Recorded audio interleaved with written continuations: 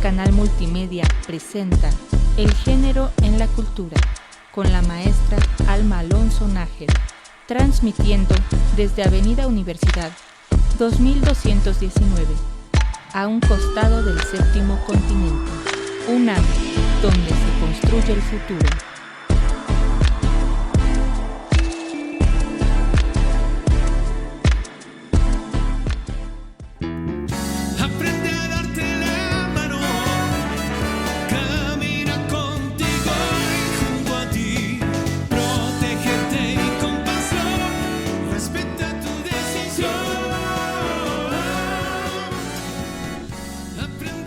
Hola, te saluda Alma Alonso Nájera en nuestro programa El género en la cultura. Nos encontramos transmitiendo en vivo hoy jueves 3 de septiembre de 2015. Esperamos sus comentarios en el Facebook, en facebook.com/género y cultura, y en el Twitter @género_y cultura con el hashtag El género y la cultura. En este programa nos interesa dejar claro que el género es un modo de ser construido socialmente, sin ninguna base biológica, que nos transmite el modo de ser hombre o de ser mujer en una cultura determinada, y que la cultura se constituye por los conjuntos de saberes, creencias y pautas de conducta de un grupo social. Entonces, la cultura nos asigna unos roles que no necesariamente son los que podemos desempeñar más adecuadamente, pero son los que nos asigna la sociedad. Estos roles nos los transmiten a través de las canciones, los chistes, los dichos populares, los programas de televisión y radio, la pintura, el cine, el teatro, los juegos y la literatura, entre otros. En este programa de radio, El género en la cultura, proponemos que cada una y cada uno de los radioescuchas nos acompañen a revisar y analizar algún aspecto específico de nuestra cultura, con el fin de identificar cuál o cuáles son los mensajes de género que nos transmiten, simplemente para que los tengamos claro.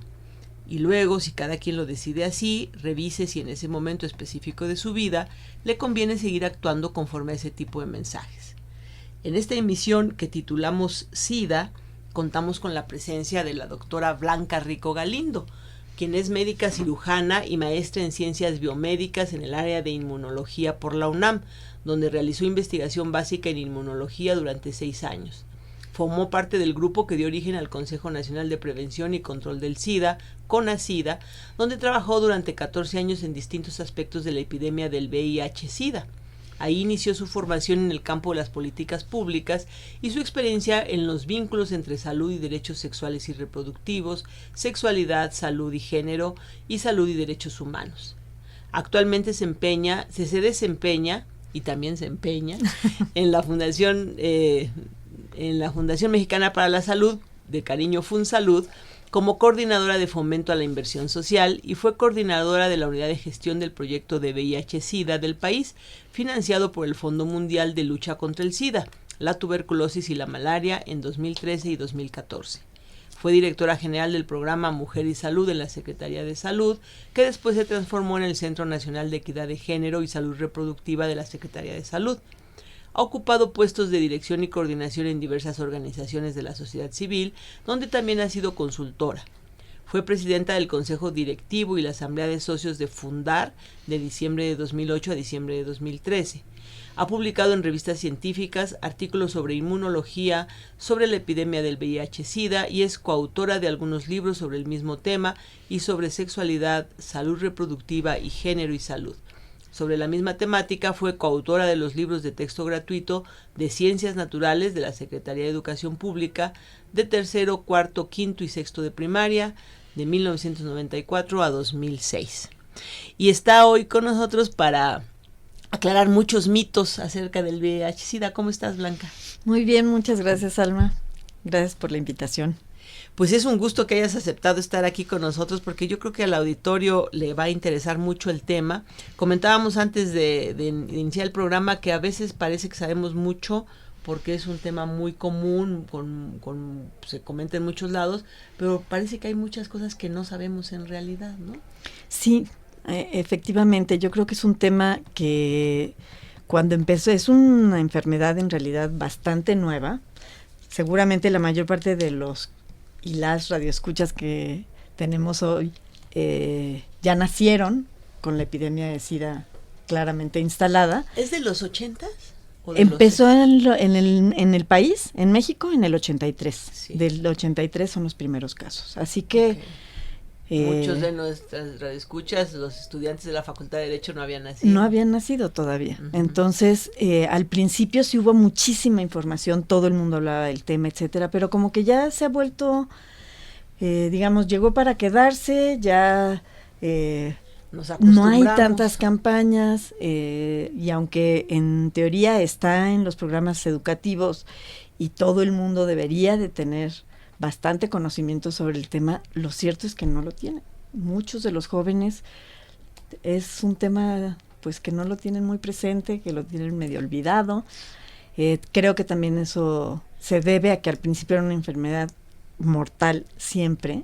Sí, 100%. Y ahora de alguna manera ya viven las personas que tienen la infección durante muchísimos años, puede ser toda su vida. Con cierta calidad de vida. Con bastante buena calidad de vida. Entonces, aunque todavía no hay un tratamiento curativo, eso también creo que ha hecho que se relaje mucho. Ya se nos pasó el miedo. Exactamente. Pero sí es de tenerle miedo.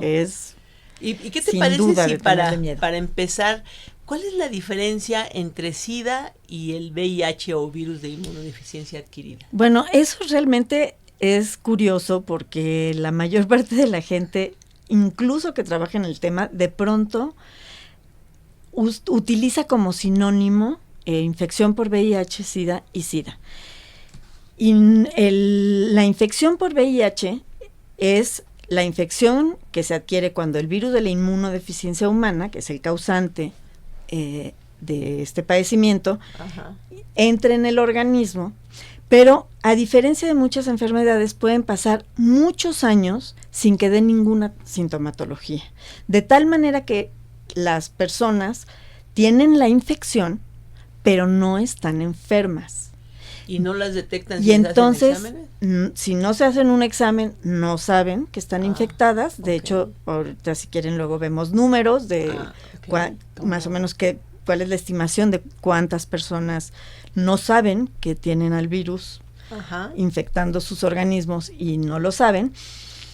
Y SIDA realmente, que originalmente viene de las siglas Síndrome de Inmunodeficiencia Humana, pero ya se convirtió en una palabra, ya la Real Academia de la Lengua la considera el nombre de la enfermedad, SIDA, es la infección por el VIH, pero ya cuando se convirtió en enfermedad, cuando ya se tienen todos los síntomas de la enfermedad.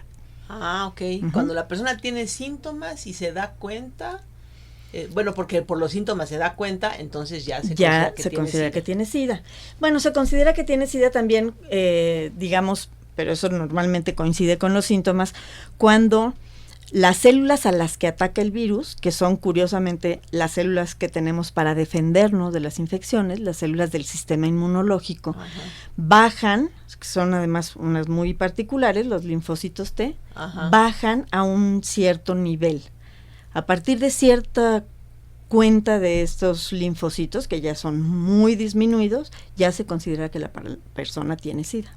A ver, para que nos entendamos, una persona debe tener una cantidad de linfocitos X, y si está sana.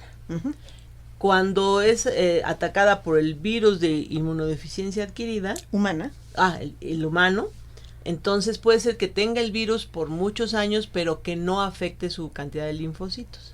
O no los disminuya de una manera tan importante que empiece a manifestar síntomas. O sea, puede pasar muchos años que sí los está afectando, pero eso no los reduce mucho y entonces la persona no se da cuenta.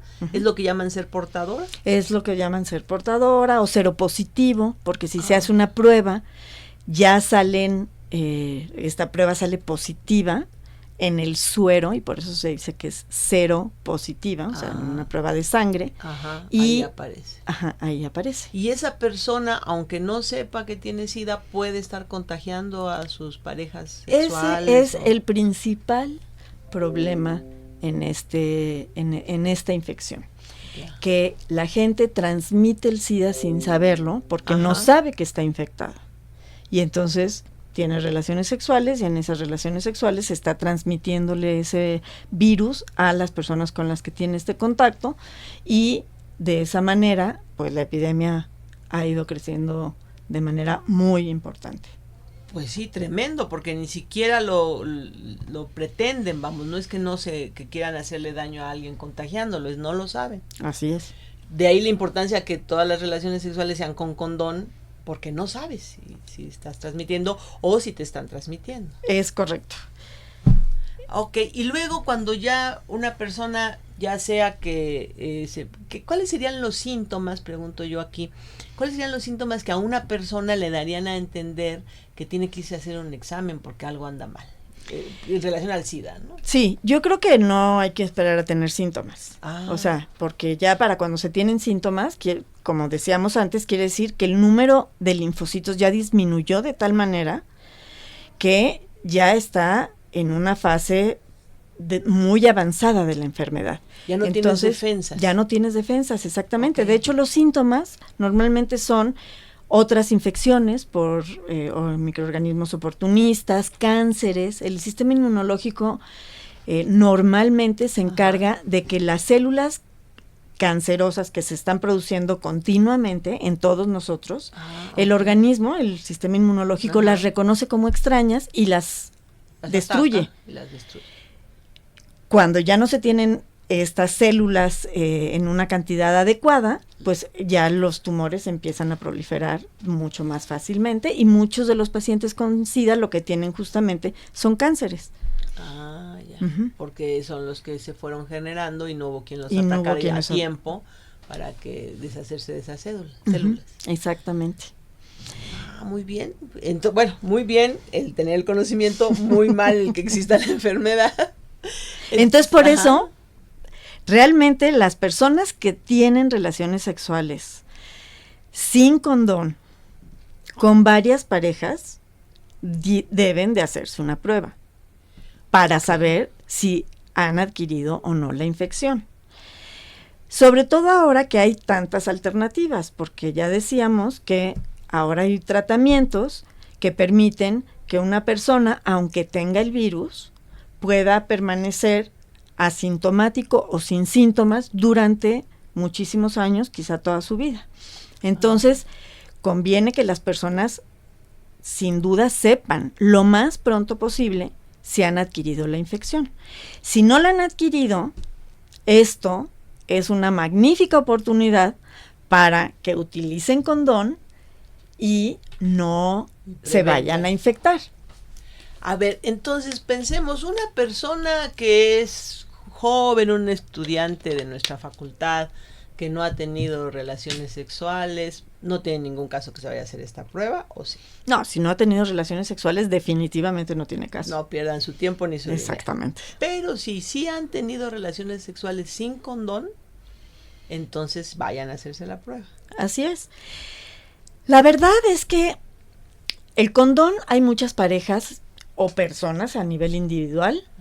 El problema es que en general, aunque hay condones para hombres y para mujeres, la mayor parte de los condones que se utilizan, porque son mucho más económicos y porque además, por cuestiones de género, justamente de cultura, en nuestra sociedad todavía es el hombre, lo pongo entre comillas, el que manda en la relación. De acuerdo. Esto ha cambiado muchísimo entre los jóvenes y ya son muchas las mujeres que tienen la libertad, digamos, de poner condiciones. De poner si condiciones, no es así, no lo hacemos, exactamente. O lo quiero hacer de esta manera. Exactamente. Pero finalmente quien usa el condón, aunque repito, sí hay condones para mujeres, pero son mucho más caros, más difíciles de conseguir. La mayor parte de los condones que se usan son masculinos, entonces está en manos de los varones ponerse o no ponerse un condón, y solamente aquellos hombres que tienen una relación igualitaria, de un diálogo abierto, etcétera, con sus parejas, de respeto. Si la pareja se los pide, lo utilizan. Pero realmente, digamos que es una herramienta que está mucho más en manos de los hombres que de las mujeres. Ojalá, ojo, chicas, ¿no? Así Dos es. cosas, o busquen información del condón femenino para que lo usen, o exíjanle a su pareja que tiene que usar el condón masculino. Sin fiesta no hay globito. Así es. Digo, ahora, sin globitos no hay fiesta, más bien. ¿qué ocurre? Que utilizar en cada relación sexual siempre, sistemáticamente condón, se ha visto, no solamente en nuestro país, en todo el mundo, que es algo muy difícil de pretender. Entonces, en general lo que ahora se hace es, cuando alguien se involucra en una relación de pareja monogámica, aunque sea una monogamia secuencial, digamos, durante un tiempo está realmente teniendo relaciones sexuales con una sola persona, el trato es, hagámonos la prueba, si somos negativos, los dos, podemos tener relaciones sin condón. Ahora, hay otras infecciones con un compromiso de fidelidad, obviamente, y es importante decir que hay otras infecciones de transmisión sexual, como que ahora el SIDA se ha convertido casi en la única infección de transmisión sexual de la que se habla. Es la estrella de las enfermedades, pero hay varias. Pero hay muchas otras. Están los herpes, que son latosísimos, están las clamidias, está la gonorrea, hay muchas otras infecciones de transmisión sexual que también se previenen con el uso del condón y que también es conveniente por esa razón utilizar el condón. Pues yo creo vamos a comprometer a la doctora Blanca Rico para que en otro programa nos hable de las otras enfermedades de transmisión sexual, porque hoy el SIDA toma todo el tiempo por su importancia. Y nos vamos a ir a un corte. Antes de irse al corte, yo les sugiero, el otro día le dije a mi pareja, yo soy mujer de un solo hombre a la vez. Es decir, tengan una sola pareja a la vez, eso les va a facilitar la vida. Y si no quieren hacer eso, pues entonces usen siempre condón. Sería esa la conclusión de este bloque, ¿no? Absolutamente. Pues vamos a un corte, regresamos en unos minutos aquí en El Género en la Cultura. Recuerden hacernos sus comentarios en el Facebook, en facebook.com/género y cultura, y en el Twitter @género_y cultura con el hashtag El Género y la Cultura. Lucharán a 2 o 3 caídas sin límite de tiempo. De este lado, el luchador más seráfico del cuadrilátero, el Ángel. Y de este otro lado, la diabólica Muerte. Sin piedad se enfrentarán en una lucha por la verdad. Luchadores, amor, detectives y policías. La mejor mezcla heterogénea de suspenso. ¡Amorosos fantasmas! La novela policíaca de Paco Ignacio Taibo II llega a tus oídos todos los días a las 6 de la tarde. Sintoniza esta lucha estelar por el 860 de amplitud modulada. Radio UNAM, el alma mater del cuadrante. Te invitamos a disfrutar de los mejores platillos sonoros. Buffet Babel. Tenemos ingredientes de la más alta calidad. Cine. Ciencia. Temas de género. Literatura. Entrevista. Filosofía. Danza. A punto de turrón. Ecología. Medio ambiente al gusto. Cuentos. Música en abundancia y mucho más. Buffet Babel. Todo lo que puedas escuchar en un mismo lugar. De lunes a viernes, a partir de las 13 horas, acompaña tus tardes con nuestra programación. Lleva un pedacito de una rica variedad de pequeños bocados con los que quedarás mentalmente satisfecho para la construcción del pensamiento. Ideas de todos los sabores. Buffet Babel. Acompaña tus comidas con esta barra de degustación para el oído. Buffet Babel. Lunes a viernes de 1 a 4 de la tarde, por el 96.1 de FM, Radio UNAM. Buen provecho. Yus Canal Multimedia te invita a sus noches de fiesta con los mejores DJs de nuestra comunidad. En Yuri's Mixes. Con lo más loco de la música mezclada. Entra en órbita, mueve el esqueleto y, si quieres, intégrate a nuestro equipo de DJs. Diviértete y disfruta el inicio del fin de semana todos los viernes en Yus Canal Multimedia. A las 20 horas. Retransmisión martes a las 20 horas. Aprende a darte la mano, camina contigo y junto a ti, protégete y con pasión, respeta tu decisión. Ya estamos de regreso con el tema SIDA y vamos a escuchar la canción La Última Llamada con Santa RM. Les pido que le pongan atención a la letra porque es una llamada telefónica muy interesante. Adelante.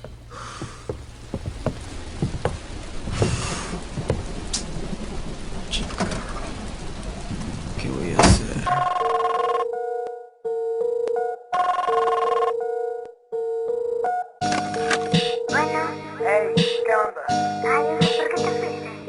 Oye, perdón por salir tan repentino, perdón por alejarme sin haberme despedido, perdón ayer por quitarte tu virginidad, fue un momento de amor, creo que me dejé llevar. Ah, no te preocupes, hice porque quise, la verdad te amo y me alegra que hayas sido del primero. No, amor, espera, te tengo que explicar. Es algo muy difícil que a la vez me hace llorar. Hice algo malo, nunca debí conocerte. Hice algo malo, no dejo de torturarme. Es que no puedo arruinar nuestro futuro. Yo no quería, te lo juro. Es que hay alguien más en mí.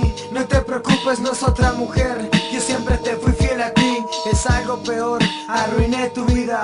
Perdona por favor, perdóname querida. Un día nos conocimos y en verdad no me importaba. Cada día más te amaba y esto más me preocupaba. Algún día lo sabrías y de mí te alejarías. Y es por eso que decirte a ti yo no podía. No sé por qué lo hice, tenía que abstenerme. No sé por qué lo hice, no quería lastimarte. Es mi última llamada, ya no volverás a verme. Tengo un arma en mi cajón y voy a suicidarme.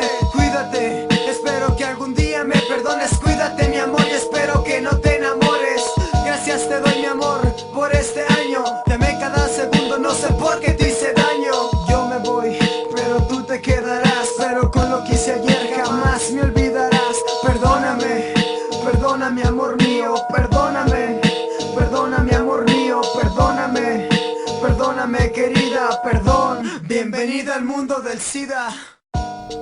Pues, ¿qué les pareció esta canción, Blanca? Está tremenda, ¿no? Tremenda. El muchacho sabe que tiene SIDA, tiene relaciones con la joven sin condón y luego le llama para pedirle perdón de algo que hizo con todo conocimiento. Pues sí, es un acto de violencia como golpear, o sea, los golpeadores en general son los que piden perdón, bueno, con flores y con llanto, ¿no? Con llanto y juramentos de que nunca en la vida jamás va a volver a ocurrir. O sea, una persona que tiene, que ya sabe que tiene el VIH, obviamente no puede volver a tener relaciones sin condón. Claro. Puede seguir teniendo una vida sexual, pero sí, uno, tiene que informárselo a su pareja y dos, tienen ahí sí que utilizar siempre condón. Ahora, respecto a esta canción hay una buena noticia. A ver, danos buenas noticias. El tratamiento que existe hoy para la infección por VIH y el SIDA en realidad existen varios, son tratamientos que se llaman antirretrovirales, porque el virus que produce la infección es un retrovirus. No me voy a meter biológicamente de cuáles son las características de estos virus, pero el caso es que estos tratamientos, ya con todos los años en los que se han experimentado, se ha visto que si se dan las primeras horas después de una relación sexual de riesgo, evitan que la infección se instale. Entonces, esto ha sido una cosa muy útil, por ejemplo, para las violaciones. Claro. Porque no se sabe el violador que exactamente, le transmitió a la y obviamente víctima. no va a usar condón, y Por obviamente bueno, todavía, o sea, se sabe que hay un número importante de mujeres que adquieren el VIH por violación. Qué barbaridad. Entonces, si esto lo saben, si en los lugares donde se denuncian, no solamente en las clínicas y en los hospitales, sino incluso en los ministerios públicos, que esto es ahora una cosa que se está intentando, que en todos los ministerios públicos tengan el tratamiento antirretroviral o el médico que esté en el Ministerio Público, cuando se levanta una denuncia de violación, inmediatamente prescriba un tratamiento profiláctico antirretroviral para que esa persona no adquiera la infección por VIH. Si fuera el caso de que la hubiera tenido el violador. Así es. Entonces, bueno, ni lo vamos a averiguar. Claro, porque eso, pues o sea, no, se le da el tratamiento antirretroviral, claro, por si acaso el violador tenía la infección.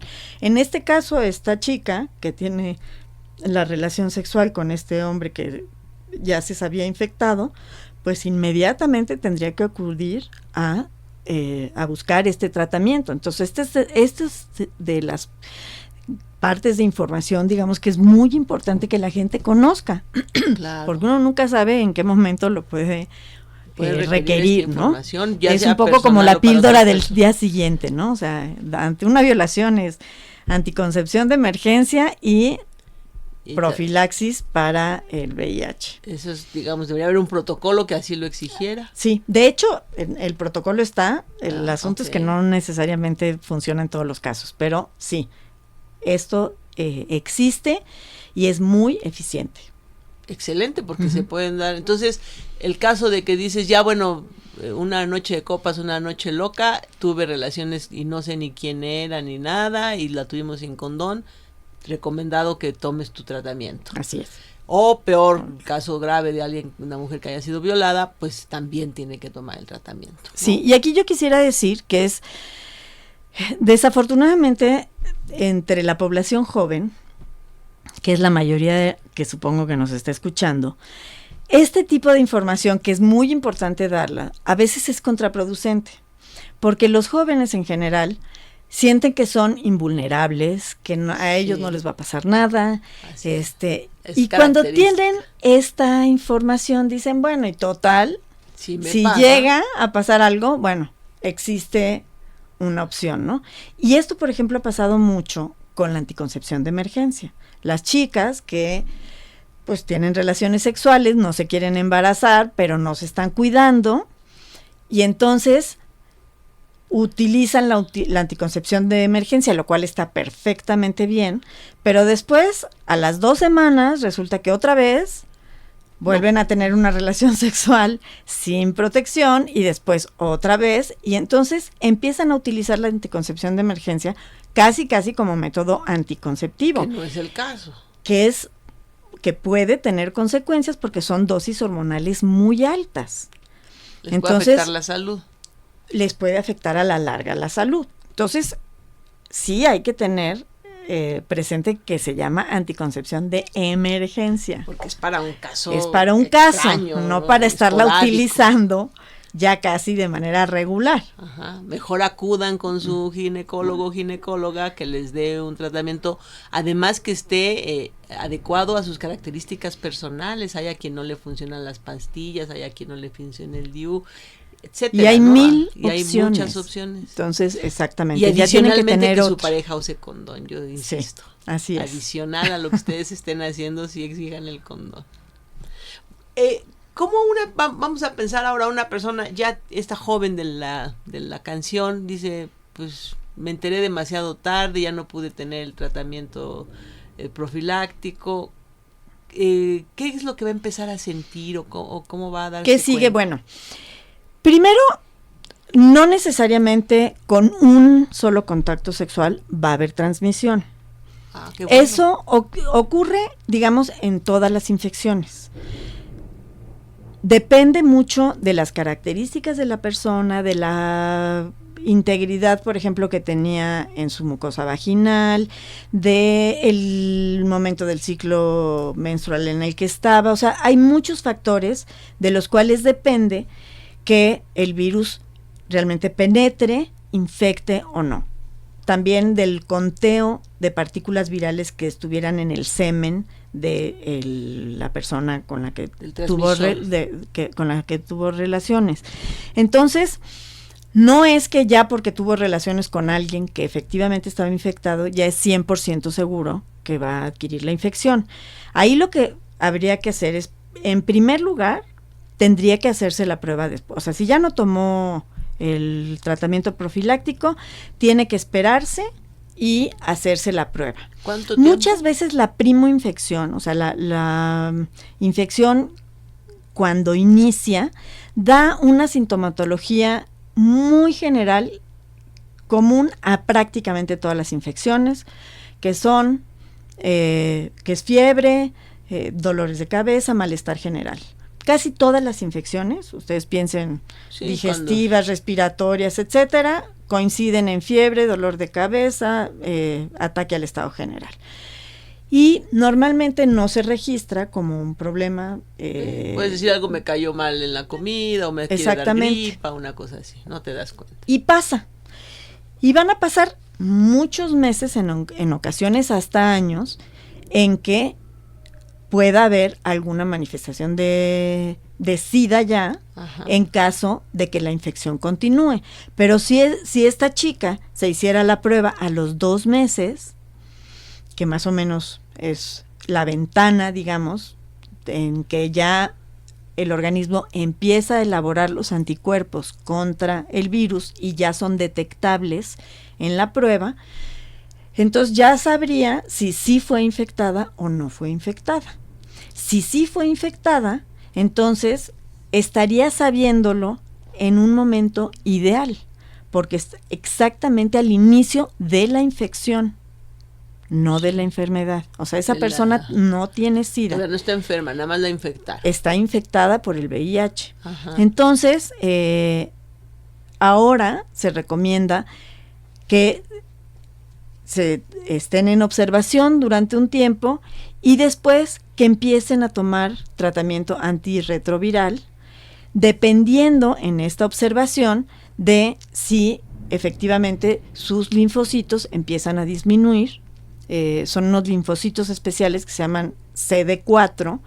Digo, las personas que están ya con infección y demás se vuelven expertos, conocen esta terminología muy bien, claro, ¿no? Saben que tienen que ir a un conteo de células CD4, que son las que van a decir cómo va evolucionando esa infección. Yeah.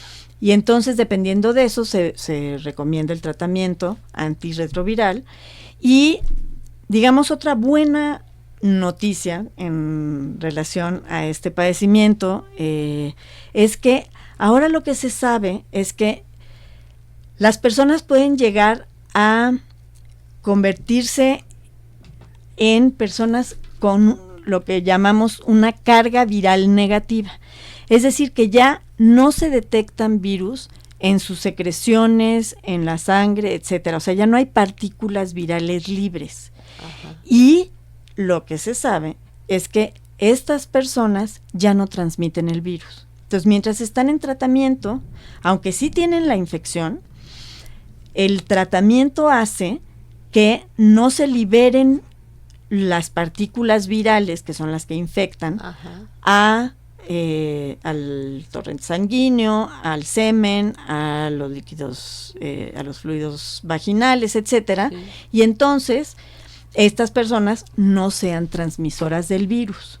Con lo cual, ya estamos en el momento de poder pensar en que podamos erradicar la infección por el VIH, no el SIDA al revés, que podamos erradicar el SIDA, no el VIH, no la infección por VIH, pero sí que ya estas personas no evolucionen a SIDA y que ya además, si esto realmente fuera, hubiera una detección temprana, tratamiento para todo el mundo, la gente se apegara a este tratamiento, lo siguiera, etcétera, etcétera, podríamos en un futuro relativamente cercano pensar en un mundo ya sin VIH y sin SIDA.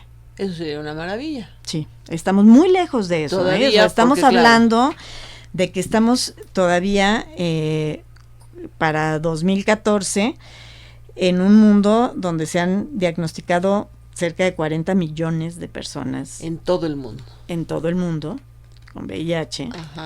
Y ¿y México qué tal? Una cifra menor. Cambiar algo de 40 millones de personas está muy difícil, ¿no? Exactamente. Porque además, dos cositas. Uno, México cómo anda en esos números. Y la otra, la última vez que yo oí de estos tratamientos eran muy caros, pero parece ser que el precio se ha ido bajando. ¿O? El precio se ha ido bajando porque como en la mayor parte de los medicamentos cuando un laboratorio descubre un nuevo medicamento, lo patenta y tiene 20 años la exclusividad para la producción de ese medicamento. Después de esos 20 años, ya cualquier otro laboratorio puede producir y vender al precio que se le antoje ese mismo medicamento. Y ahí se da la competencia. Y ahí empieza a ver la competencia para que se bajen los precios. Esto ha hecho que efectivamente ya muchos de los medicamentos hayan perdido patente y estén compitiendo ya como genéricos y haya disminuido el precio en algunos de ellos. El problema con el VIH, eso sí no es una buena noticia y eso no va a cambiar, es que es un virus que muta muy rápidamente. Y esto hace que se vuelvan resistentes a los medicamentos las cepas de los virus, de tal manera que un medicamento que estaba funcionando muy bien para unos pacientes, pues resulta que el virus empieza a volverse resistente a ese medicamento y ya no responde tan bien y hay que otro nuevo medicamento o ingresar otro nuevo medicamento al esquema, ¿no?, de tratamientos. Ajá. Entonces, sí, todavía hay medicamentos en patente, se siguen descubriendo nuevos medicamentos y esos son los caros. Son los que todavía pueden ser muy caros. Entonces, mejor usen condón. Sí, no, por favor, no se infecten. Para pagar su infección, mejor no se infecten. En México también tenemos mucha gente con VIH. Mira, en México la epidemia está muy concentrada en algunas poblaciones. ¿Qué quiere decir esto? La población general es una población en donde hay una prevalencia, quiere decir que una prevalencia del menos del 1%, del 0.3% más o menos. Esto quiere decir que de 100... ¿100 personas? De 1,000 personas, 3 personas pueden tener el VIH. Digamos, hablando de la población. Hablando de todo el país. De la población general. Ajá. El asunto es que sí está muy concentrada en ciertas poblaciones, que son los hombres que tienen sexo con otros hombres, y ahí hay muy distintas subpoblaciones, digamos. Sí. Hay hombres que tienen sexo con hombres, que se asumen como gays, que abiertamente lo son, que solo tienen contacto con hombres que a su vez también tienen relaciones con otros hombres, y en general esta es la población que más se cuida, porque saben que son de alto riesgo, asumen su sexualidad, saben que es una sexualidad de riesgo y en general, hay excepciones, pero en general utilizan el condón con bastante frecuencia. Pero hay hombres, también por razones de género, que no se asumen como gays o como homosexuales. O como bisexuales. Y de hecho por eso ahora se utiliza el término hombres que tienen sexo con hombres, porque son personas que no necesariamente se asumen como homosexuales, pueden estar casados y tener muy ocasionalmente relaciones con otros hombres, actuar siempre de manera activa en la relación, y entonces ellos sienten que al contrario, son tan machos que hasta con hombres la meten, ¿no? Sí, claro. Entonces, y esos son los que no usan condón. Y esos normalmente no usan condón.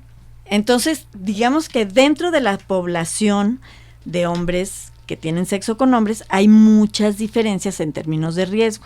De acuerdo. Y en particular, los hombres que están involucrados en trabajo sexual tienen una altísima prevalencia de VIH en México, y mucho más todavía las mujeres trans. Esto es, personas que nacieron como hombres, pero que se identifican como mujeres y que pueden o no haberse hecho una cirugía para el cambio de sexo, pero con cirugía o sin cirugía,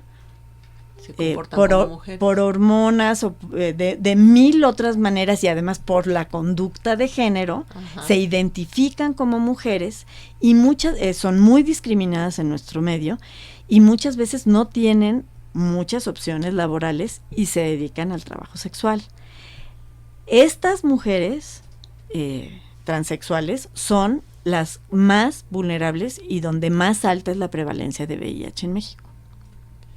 Entonces, el otro día pasé por una calle y me dijeron, mira, aquí las personas, los sexos servidores no son sexos servidores, sino son sexos, no son sexos servidoras, sino sexos servidores, ¿no?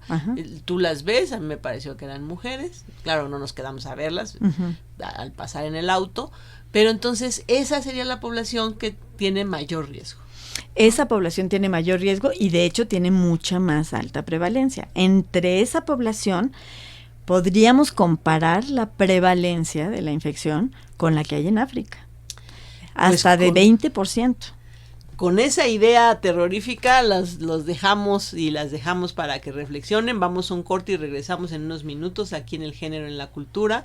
Recuerden hacernos sus comentarios en el Facebook, en facebook.com/género y cultura, y en el Twitter @género_y cultura con el hashtag El Género y la Cultura. Te extendemos una cordial invitación a disfrutar con nosotros la música y la ley. Un programa en el que sucesos de la historia jurídica universal se relacionan con lo mejor de la música. Acompáñanos, solo aquí en Yus Canal Multimedia.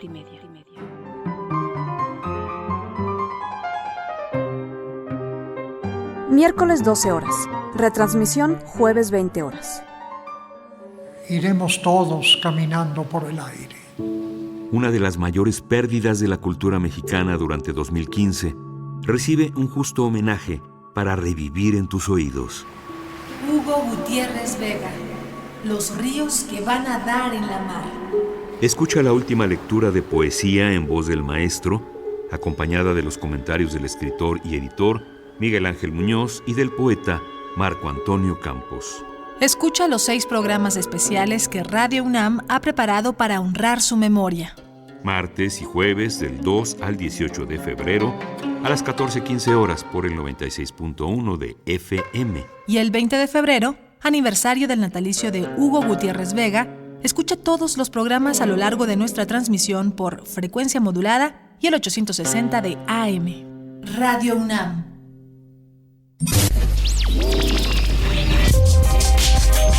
Esta estación es afiliada a la Red de Radios Universitarias de México.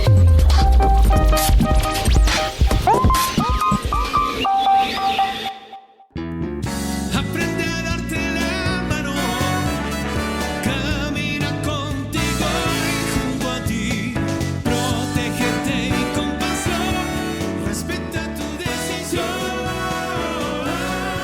Estamos de regreso con el tema del SIDA y siguiendo con el tema, pero me quisiera enfocar en las mujeres. ¿Cuál es la vulnerabilidad de las mujeres en este tema del VIH y el SIDA, doctora Blanca Rico? Pues desafortunadamente, por razones tanto biológicas como de género, las mujeres somos mucho más vulnerables al VIH. En África, por ejemplo, que es sin duda el continente más afectado, y se sabe que además fue donde se originó la infección, hay más mujeres, ligeramente, pero es casi 50 y 50%, pero hay incluso un poco más de mujeres que de hombres infectados. ¿Y dices que es como el 20% de su población? Y en algunos países sí, de la población general. Compárenlo con México, que es el 0.3% en la población general, ¿no? Exacto. Entonces, en Occidente en general, el virus justamente empezó en la población homosexual. Está bastante bien estudiado cómo fue que los hombres homosexuales empezaron a adquirir la infección y a transmitirla obviamente entre ellos, porque pues tienen relaciones sexuales entre ellos. Y esto hizo que al principio las mujeres tuvieran una prevalencia muchísimo menor que los hombres. De hecho, todavía en México, sobre todo si vemos los casos acumulados de VIH-Sida, todavía es mucho mayor el número de hombres que de mujeres afectados. Ajá. Pero si vemos el caso de nuevas infecciones, el asunto está cambiando. Y ahora más o menos hay una estimación de que es como mitad y mitad. O sea, ya es más o menos mitad y mitad el número de hombres y de mujeres que se están infectando. Empezó más o menos siendo una proporción de 16-1, o sea, por cada 16 hombres que se infectaban al principio se infectaba una mujer. Hoy más o menos es 50 y 50%. Y hay lugares en donde ya es más frecuente la infección en mujeres. Ahora es importante entender por qué las mujeres somos más vulnerables. Desde el punto de vista biológico, somos más vulnerables porque la cantidad de partículas virales que hay en el semen es mucho mayor que la que hay en los fluidos vaginales. Entonces, en una relación heterosexual, normalmente el semen se deposita en la vagina y queda ahí en un lugar calientito, a una temperatura idónea. Donde cualquier cosa viva puede permanecer, exactamente, una cantidad importante, que es la cantidad de semen que se eyacula en el espacio vaginal, ¿no? Sí. Entonces, ahí eso hace que sea mucho más fácil que probable que el virus penetre, que al revés, cuando es la mujer la que está infectada, que tiene en el fluido vaginal, para empezar, muchas menos partículas, y además lo que penetra es el pene, que está cubierto de piel, y la piel es una barrera mucho más fuerte que la mucosa vaginal. Okay. Entonces y además normalmente hay más lesiones por esa misma razón en la mucosa vaginal, por donde puede penetrar el virus, que en la piel del pene. De hecho, el pene penetraría solo por el conducto por el que arrojan el semen. Exactamente. Okay. Entonces, eso, digamos, ya solito es un factor biológico, por el cual es más fácil que un hombre contagie a una mujer que una mujer a un hombre. Pero además, por razones de género, ya decíamos al principio del programa que es más difícil para una mujer negociar el uso del condón que para un hombre. Las mujeres, además, normalmente nos relacionamos con hombres mayores que nosotros. Así es, es el mandato cultural. Es el mandato cultural. No le hagan caso, relaciones también con jóvenes, pero... Entonces, eso hace que simplemente por probabilidad ese hombre haya tenido más parejas sexuales que la mujer, que es más joven. Y además, por razones de género también, los hombres tienen más parejas sexuales que las mujeres. Sí. Entonces, también por razones de género, es más vulnerable la mujer y hay más probabilidades de que la mujer adquiera la infección del hombre que el hombre de la mujer. Claro. Los hombres en su mayoría lo adquieren de otros hombres. Exactamente. Y muchas mujeres en nuestra cultura son monógamas, casadas, no utilizan condón con su pareja, que es su marido, no sabe que su marido está teniendo otras relaciones con hombres o con mujeres y puede estar infectado, y obviamente no tiene la menor posibilidad de decirle a su marido, oye, yo ya no quiero tener relaciones si no te pones un condón. Háganlo, las que nos escuchen, háganlo, no se detengan, ponte condón, si no, no. Entonces, bueno, todo esto hace que las mujeres seamos más vulnerables que los hombres a adquirir la infección. Y por eso es muy importante que las mujeres nos empoderemos y sigan tus consejos. Usen el condón femenino, ya ni le pregunten si él quiere usar el masculino, ¿no? Sí, o no tengan relaciones si su pareja no quiere usar el condón masculino, claro, y no han conseguido condones femeninos. Así o es. Por alguna razón no les gustan. Ajá. ¿No? Entonces... sí, díganle, sin globitos no hay fiesta y se acabó. Si se ponen estrictas, se ponen el condón. Entonces, bueno, todas esas son razones por las que es más frecuente que que las mujeres adquieran el VIH, y bueno, y esto se está viendo en la realidad en los números, ¿no? O sea, cómo ha ido aumentando. Claro, una proporción de 16-1 ahora estén a la par, pues eso, que las mujeres han aumentado muchísimo más que los hombres, ¿no? ¿Y qué podemos hacer para prevenir? O sea, una de las cosas es, voy a tener relaciones contigo, pero sí, tiene que ser con condón. ¿El condón es 100% seguro? El condón bien usado Ajá. es 100% seguro. La calidad de los condones en México en general es muy buena. No se dejen engañar por la propaganda, sobre todo de la iglesia, de que, y de algunos grupos vinculados con la iglesia que dicen que es una irresponsabilidad lo del condón, porque el condón no es 100% seguro, que el virus puede penetrar por el látex. Eso es absolutamente falso. Está muy comprobado que no existe ninguna posibilidad, a menos de que el condón esté roto, de que el virus penetre. Ahora, el condón tiene que no haber caducado, o sea, el látex es un plástico que con el tiempo se deteriora.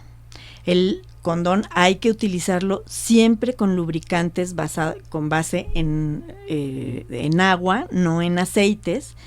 Si ustedes a un simple guante de látex le ponen mantequilla, van a ver cómo empieza a rompérseles el látex. Destruye el látex. Sí, destruye la grasa, destruye el látex. Entonces, si van a usar lubricante, el lubricante tiene que ser con base en agua. Tiene que estar basado en agua y no en algún aceite. Muy bien. Y bueno, hay que abrirlo con cuidado, no rasgarlo a la hora de abrir el sobre del condón. Si abres el sobre y al mismo tiempo rasgas el condón, ya se lo tiras y abres otro. Con Así cuidado. Es. Hay que ponérselo antes de la relación. Hay muchos, no te rías. Hay muchos hombres que dicen, bueno, ya cuando me vaya a venir, ya te lo prometo que me lo pongo. Ajá. Pero el juego previo, en donde puede empezar a haber penetración, dame chance de que sea sin condón. No el líquido preseminal que todo que todos los que tenemos ya hemos tenido relaciones sexuales lo conocemos. Ajá. Tiene también partículas virales.